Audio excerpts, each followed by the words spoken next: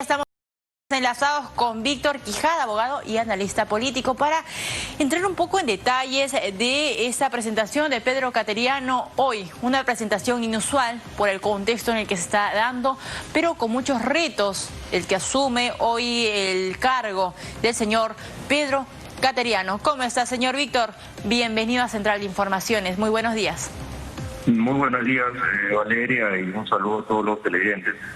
Sí, evidentemente, este voto de confianza se da en un marco de una expectativa, en un escenario de crisis bastante complicado, pero creo que el señor Cateriano tiene, digamos, el deber de hacer efectivo o explicarle a la sociedad cómo hacer, bueno, y al Congreso, ¿no?, los planteamientos realizados por el presidente de la República, ¿no?, que va a girar en torno del Pacto Perú, ¿no?, que creo que deben ser la implementación de políticas de Estado en el corto y mediano plazo, ¿no?, que es básicamente la atención de la pandemia, ¿no?, que en el aspecto de salud, que es importante la labor que viene cumpliendo la ministra Pilar Mazzetti, en el sinceramiento de las cifras, que era una situación para saber qué opciones o qué acciones se tiene que realizar por parte de la sociedad y el Estado, ¿no? El tema de potencializar el sistema de salud, el oxígeno, la medicina, la infraestructura, el personal. Hoy día mismo Cateriano ha anunciado que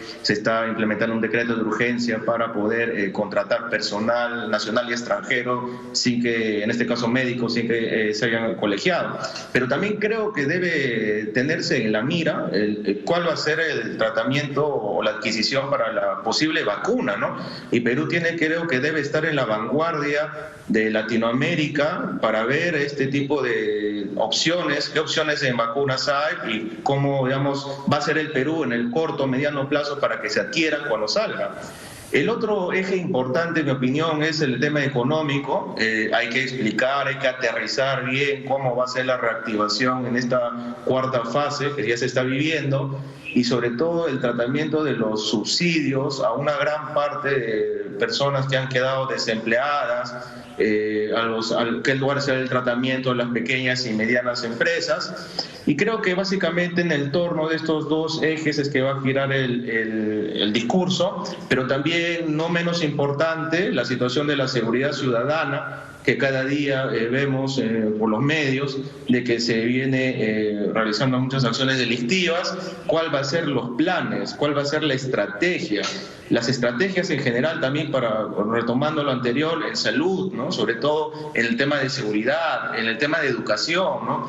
Hay que recordar que hay algunas situaciones de algunos ministros que están siendo cuestionados, que si bien es cierto, no es el momento de llegar a un vacío en el cual se discutan situaciones que le hagan perder legitimidad al gabinete. Creo que deben de aclararse las situaciones de los ministros de Economía, ¿no?, por el tema de los contratos con sus familiares, el tema de educación, por el tema de las tablets, los licenciamientos irregulares o aparentemente irregulares a determinadas universidades, y el de trabajo, ¿no?, por las situaciones que ya se han venido mencionando, ¿no?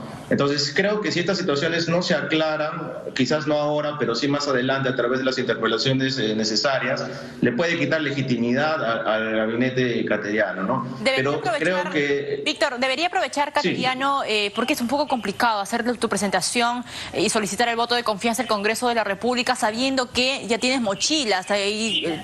Por ejemplo, el Ministerio de Economía y Finanzas no queda muy claro, ¿no?, cuál ha sido el escenario en el que se contrata esta empresa que tiene como accionista al papá de la ministra de Economía y Finanzas. El señor dice que no recibió dinero, no tiene conocimiento de los tratos comerciales que hace la empresa, pero la empresa también debió, pues, hacer o evaluar que tenía esta situación, un vínculo que todavía lo mantenía con el señor Alba, y no postular, ¿no? Y el Estado también observar esto y decir, oiga, usted no tiene, digamos, la posibilidad de postular para darle la buena pro y darle, digamos, este contrato que lo benefició con 1,5 millones de soles. Pero además se suma el Ministerio de Educación con las tabletas. ¿Cuánto peso le quita estas mochilas o estos casos a la presentación hoy de Pedro Cateriano? ¿Es el momento, digamos, para que Pedro Cateriano precise, digamos, explique o no? Yo creo que es el momento de aclarar determinadas situaciones en favor de, digamos, de que tenga legitimidad el voto de confianza que se le va a dar, ¿no? Porque hay situaciones que tienen que observarse, como tú mencionabas, el tema de la ministra, el tema del ministro de Educación, que creo de que si bien es cierto hay interpelaciones que se han interpuesto, seguramente el fondo del asunto se discuta posterior, pero creo que el presidente del Consejo de Ministros tiene que hacer, digamos, una aclaración y también una mea culpa, ¿no?, de los problemas y de algunos errores que se han cometido en la gestión anterior del gabinete de Ceballos, ¿no? Porque hay que recordar que entrar a discusiones de formas en cuanto, digamos, a posibles delitos, posibles infracciones que se han cometido, que también son responsabilidad de deficiencias de organismos que existen para supervisar y para sancionar, como por ejemplo todas el tema de las tablets, el tema de los impedimentos para contratar con el Estado, que es responsabilidad del organismo supervisor de contrataciones del Estado, de la Contraloría, ¿no?, que digamos ellos son los órganos que deberían poner más énfasis en ese tipo de gestión.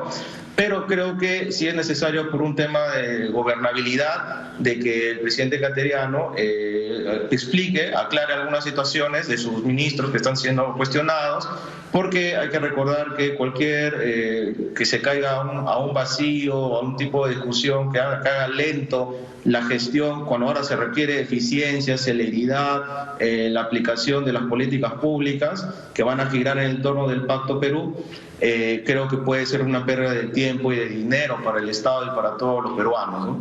Señor Quijada, hemos hablado hace algunos minutos con el congresista del Frente Amplio. Nos puso dos temas muy interesantes. Uno, el caso de Espinar, que todavía no termina y lo vamos a hablar en unos minutos.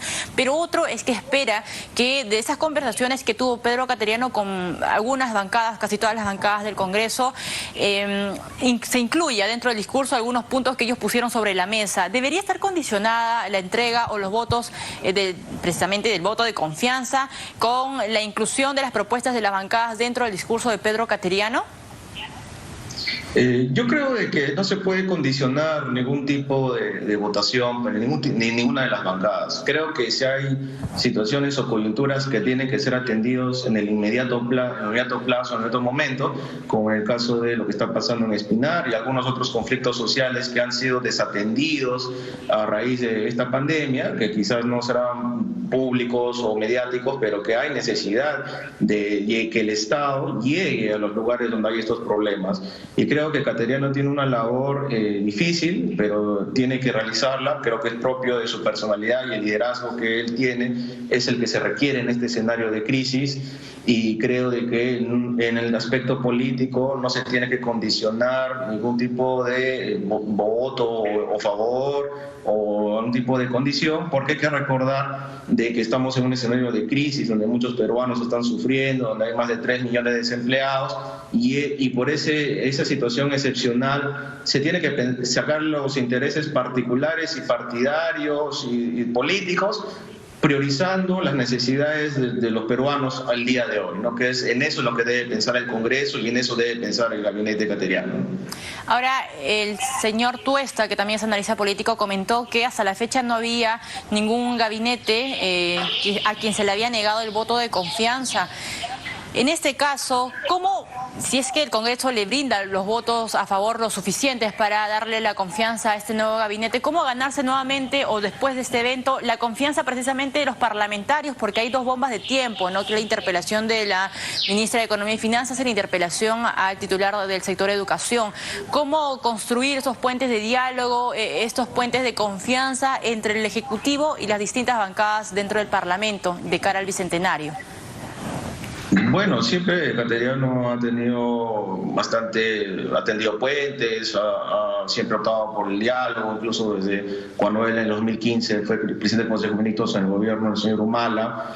Creo que también hay situaciones acá de las próximas elecciones y las reformas pendientes, aunque aún, digamos, se tienen que discutir con el Congreso.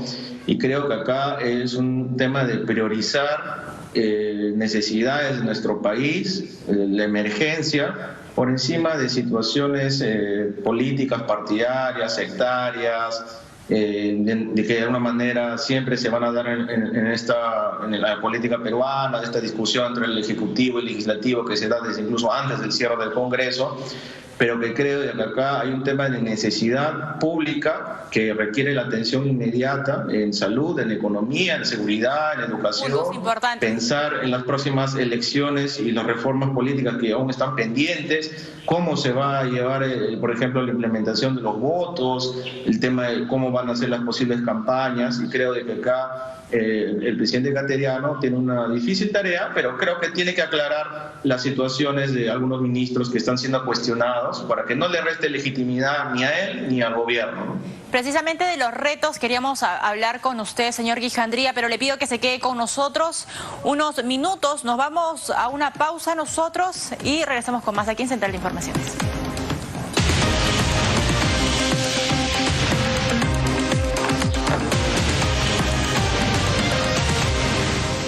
Y continuamos con Víctor Quijada, abogado y analista político en nuestro programa. Señor Quijada, le hacía yo la consulta antes de irnos a la pausa de los retos del señor Cateriano. Él va y parece que el protagonista ahora va a ser el tema de salud. Sin embargo, el tema de educación también ha merecido muchísimos comentarios por parte de los parlamentarios, sobre todo algunos que pedían pues el mismo trato, ¿no?, del sector de salud. Quizá mayor presupuesto podría calmar algunas necesidades del país que son pues expuestas en el Congreso de la República por los parlamentarios. Bueno, el tema de educación está realmente ahorita siendo cuestionado, ¿no?, por el tema de las tablets y el tratamiento a determinadas universidades, pero también, digamos, por encima de algunos errores en gestión propios de la burocracia del mando medio, creo que debería darse importancia también al año escolar, ¿no? ¿Qué va a pasar con el año escolar? ¿Qué va a pasar con las clases de los institutos, de las universidades, del pago a las pensiones en los colegios? Señor Quijada, en las universidades, sí. Permítame, ahí estamos, tenemos imágenes al señor Cateriano y al equipo ministerial haciendo ingreso al hemiciclo.